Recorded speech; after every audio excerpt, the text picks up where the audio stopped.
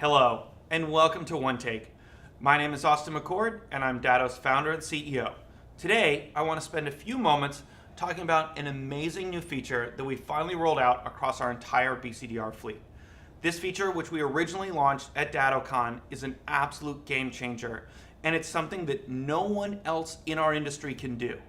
And it's this kind of innovation that makes me so excited to be part of Datto. The feature is called Rapid Rollback, and it completely turns the concept of BMR on its ear. It's something totally different. In the case of Rapid Rollback, we can take your original machine that you started from, whether it's a virtual machine, physical machine, doesn't matter, and we can move the state of that machine back to any point in time that we protected very, very quickly. We do this by nearly instantaneously calculating the difference from the current state of the machine to the state of the backup so that we can know exactly which files and blocks to move, and we can do that transition of moving the data very, very fast.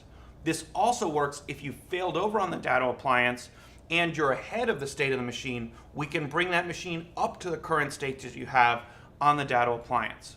What this means is that getting BMR-like restores is now possible in just a few minutes. Rather than having to transfer all of the data that represents the machine, which could be terabytes and terabytes and would take potentially hours to copy over, we can copy over just the change. And we can calculate that change nearly instantly so that we can move this data incredibly fast. This means that you can move back to production hardware after disaster or any other issue very, very quickly so that you now have confidence that you're going to be running back in your production environment. To learn more, I'd recommend going to our portal or the knowledge base where you can learn all the details of how this incredible technology works and why it's so valuable. Thanks again for tuning in, and I'll see you next week.